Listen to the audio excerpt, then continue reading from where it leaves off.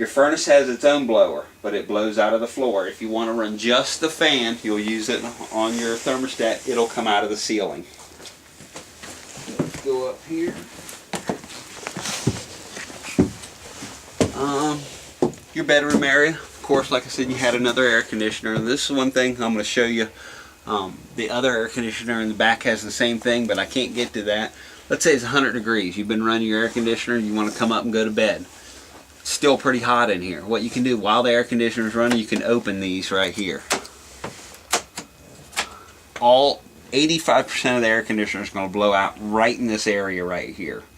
When it's cool enough, you shut these though, so it goes through the ceiling to the rest of the trailer. You have to do that or it's only going to blow the air out right here. If you turn this little black button right here and this comes down, you have a little filter in there just like a ceiling air conditioner. Once a month you have to keep that clean. Make sure you put a dry clean one back in there. This area right here, remember I told you you have an antenna power booster? Now it's for your local free TV. See this green button? If that green button's on, or that green light, that is on. For it to be off, you press that black button and there's no light now. Now, remember, with it on, it's using 12 volt power. If you're not using your battery disconnect, it will run your battery dead quickly. Now, we're plugged in, so I turn it on. I come over here with my antenna, I wind it. It's putting the antenna up. It'll stop when it's all the way up. And then anywhere I go different from where you live, you're going to have to run a channel scan on all your TVs.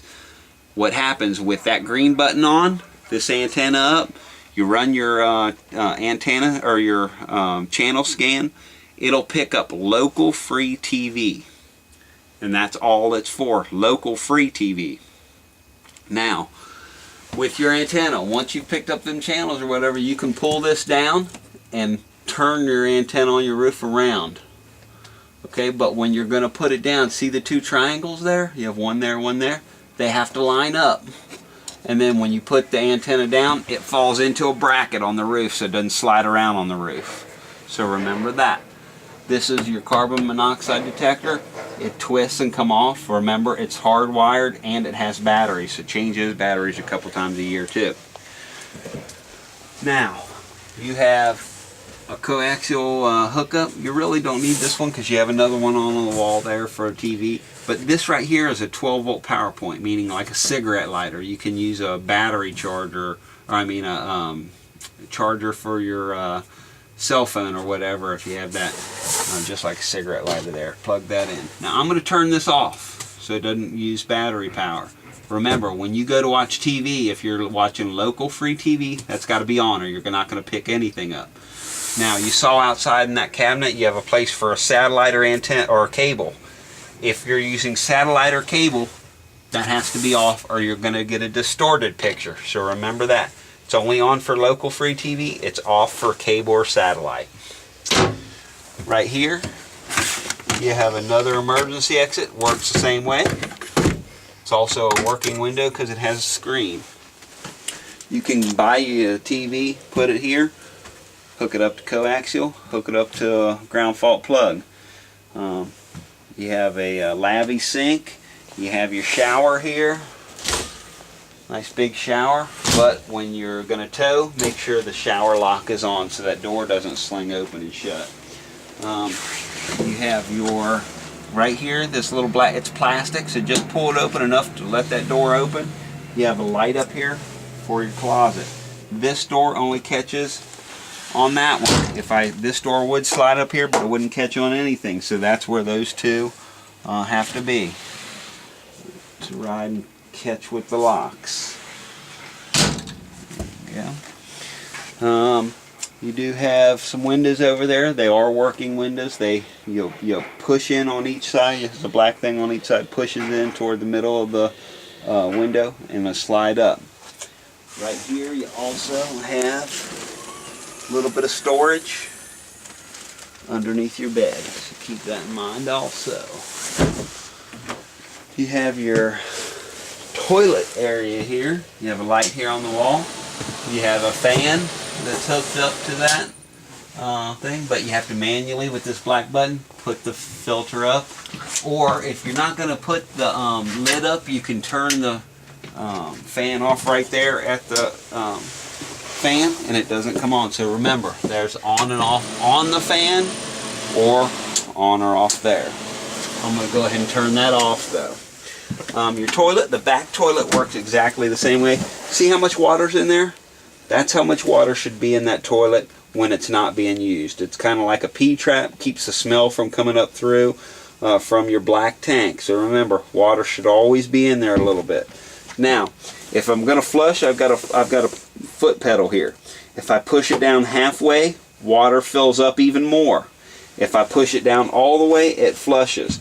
Now, as soon as I let up on that pedal, it's going to fill up water just like that right there. That's normal. That's the way it should be. So keep that in mind also. And the last thing we have to talk about is on your hot water heater. If you remember out there, you had one black button on the bottom left side that was for your electric element. Now, this is for your gas side. Now, I'm going to talk about the refrigerator and the hot water heater at the same time because they both work the same way. I turn it on. Let's say it's in gas. I turn it on. This button comes on here.